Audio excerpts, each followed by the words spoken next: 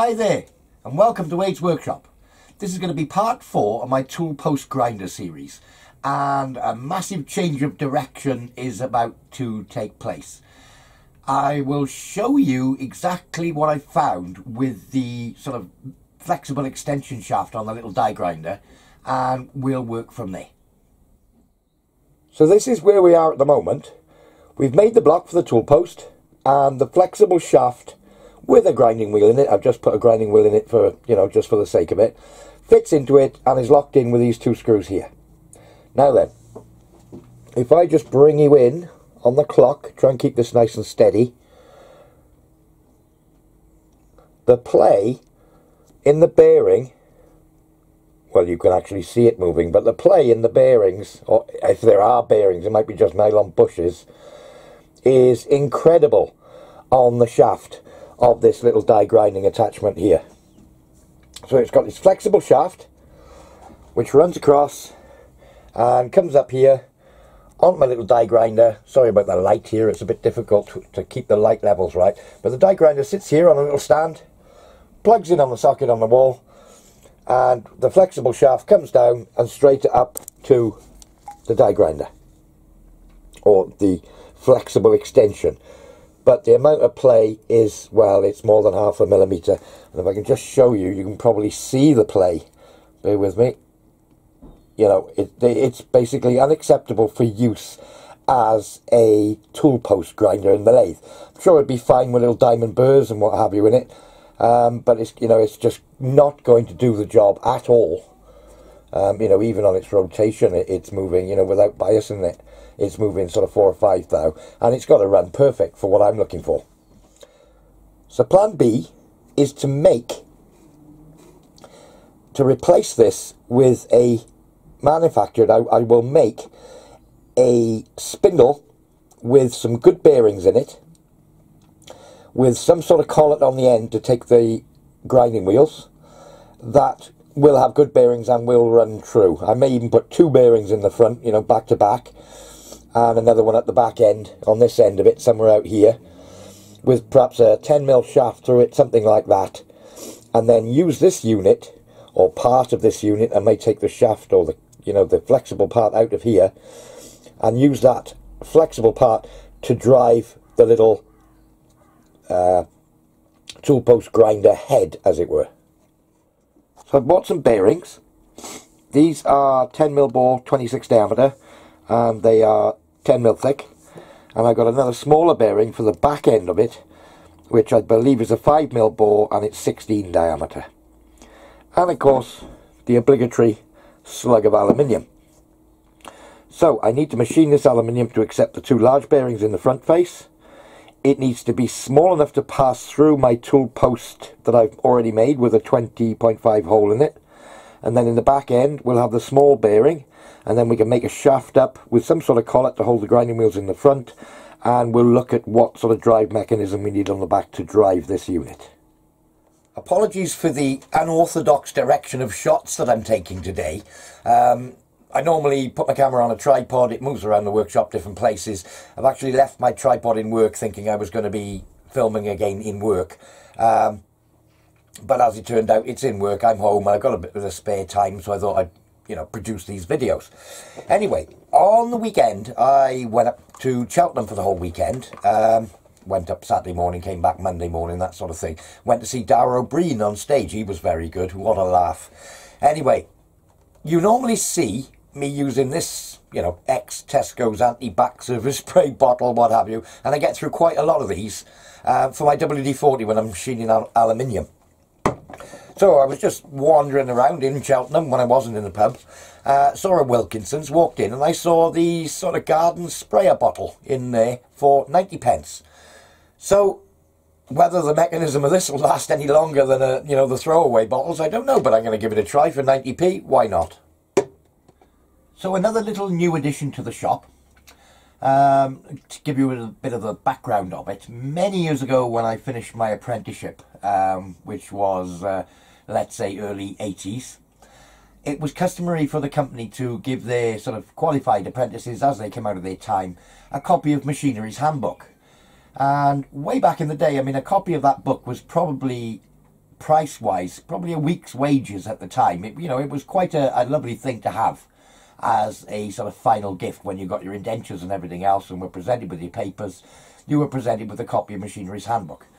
Now, over the years, mine has disappeared, lost, goodness knows where it went, and I no longer have it, and I haven't had it for 20, 30 years. So I thought it'd be nice to see if I could find a copy of it. Now, and it's the sort of thing I've looked in bookshops and what have you. I always look second-hand bookshops and whatever to see if I can ever find one. It is still in print, so you can buy a brand new copy. But again, you know, the cost of it, a couple £100 I would have thought for, you know, the latest version of Machinery's Handbook. And I didn't want one that badly. So I had a quick look on old eBay. And there was several of them for sale on eBay at all different prices and what have you. But I came across one, 25th edition, I believe it's late 90s, that was for sale for 30 quid, plus post and packaging. It was about 35 quid. So I picked up this 25th edition of Machinery's Handbook. Now, anyone who's out there who's just starting out, engineering, machining, that sort of thing, as a source of reference, this is probably the greatest book you can have in your collection. There is nothing in here that is not covered, basically.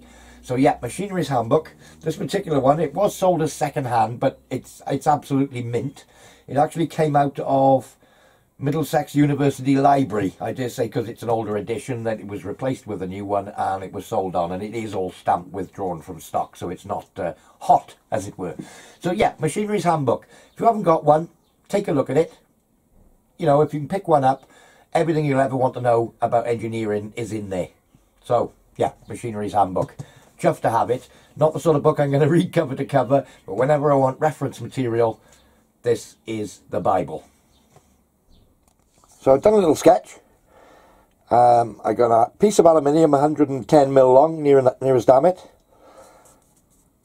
This here is going to be 26 shoulder and 84, gives me my 110. This diameter is going to be turned down so it fits in the tool post, the holder that I've made. It's going to have a bearing in the end, 16 diameter, 5mm deep, little recess for a bearing. 10mm all the way through, well, it'll be about 11 to clear a 10mm shaft. And then this end, 26 diameter to suit the bearings.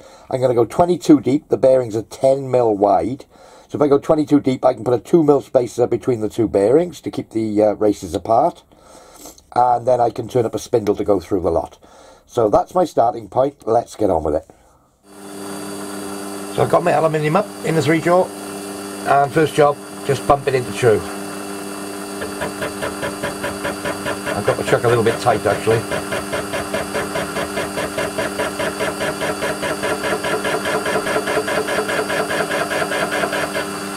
Yeah, let's just loosen that chuck a touch. That's better. Right, bump it into true.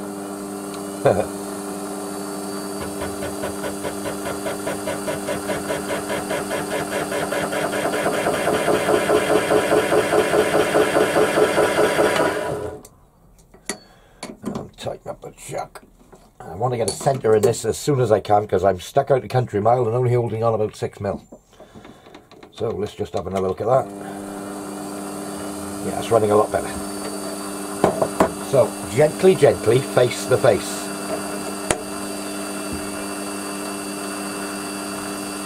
Because I'm stuck out so far, if I put any pressure on this, there's a danger it'll come out the chuck.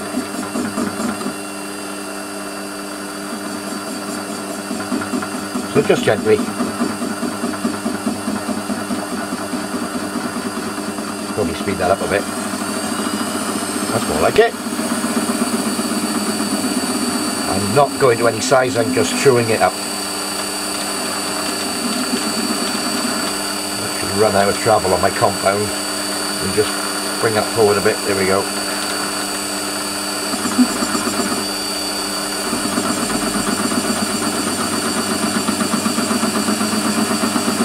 Going to take another cut.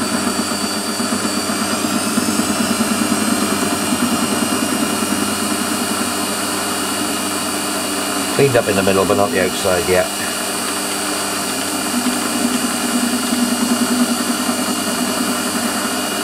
Probably another cup of thou. Speed it up a touch. Still not there. but I'm going to be reducing that diameter right down, so I'm not worried if that outside is throwing a bit. Right, let's get a centre drill in there and get it solid, so I can put a centre up and remove the danger of it flying out of the chuck. We'll just quickly centre drill this.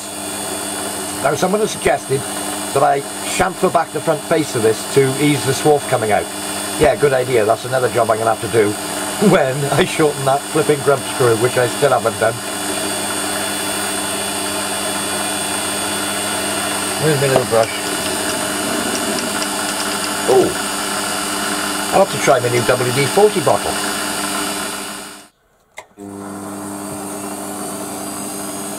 Oh, that works well.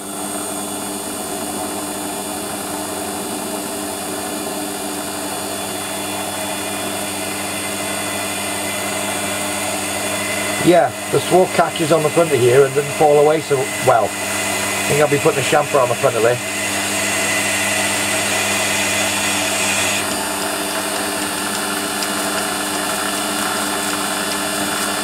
Be alright with steel, but aluminium builds up around here. Chamfer that back. Little job for the list. So we got our centre in now. A lot up here. I marked the 0 on the end, come forward, I'm on 85 and a bit, just give myself a line. Okay, and let's start machining this down. So it's going to be, where is it? I'd like it to be a nice fit through that hole. So I know it's around 20 mil, so I'll take it down to about 21 and we'll go from there. See how this does on feed. Whoop. Bang the camera with your head. There you are, it's taken 2 mil off. No stringy swarf, and it's really whizzing it off. Mind you, it is flicking swarf all over the workshop. Oh well, I prefer to that stringy stuff.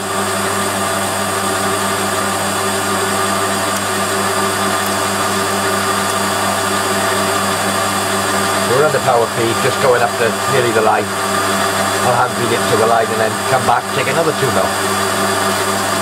Just says 0 there.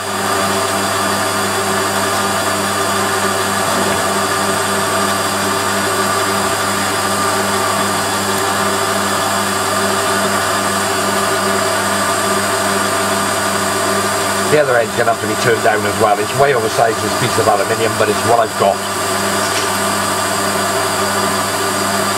And by doing this small end first,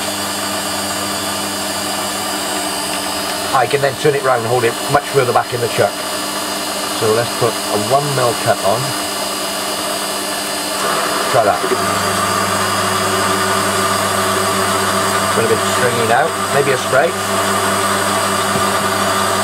Stringy and smoky. Oh well. So yeah, 2 mil as a hit.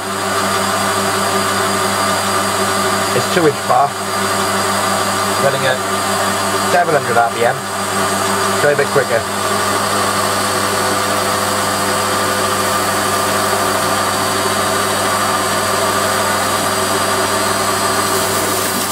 Yeah, you would, wouldn't you? It happens to us all. So we're still going, and it's still stringy. Keep yanking them off with the pliers. That's better. Breaking the chips a bit better now. One of the drawbacks with the Warco Lathe is if I had a faster feed rate, I probably wouldn't get the stringy bits, but to change the feed rates all the time, you've got to change the gears on the back. And one of the great advantages of a gearbox lathe over this type, where you actually have to physically change gears to alter feed rates.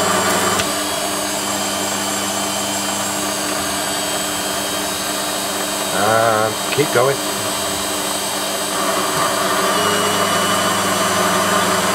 So the only way I can sort of manage chip breaking is by changing the depth of cut without changing the gears. So my feed rate is sort of set at a happy medium. I'm not sure what I'm on exactly.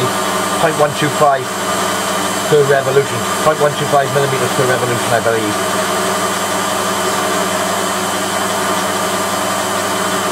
if I had a quarter feed rate, you know, 1.15, 0.2, it would probably break the swarf better, but I don't have the fine feed I would need for finishing. So, somewhere in the middle is where I am. Yep. Come on, break your bugger. Hence I get this problem occasionally. We'll get rid of that, bring you back when I'm somewhere near. This is taking 4 mil off in one cut, 2 mil aside. Gonna wrap around again, taking 1.5 mil aside at this speed rate. Breaks the swarf nicely, so I found something that works. So I'll keep trying that.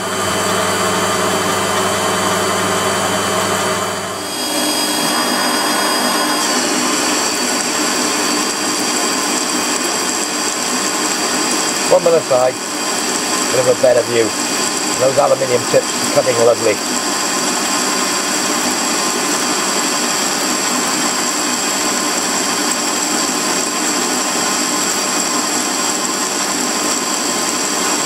And 1 mil aside, and at this speed rate, the chips break lovely. But the drawback is they get thrown all over the workshop. I'll give you a shot of the workshop floor in a minute.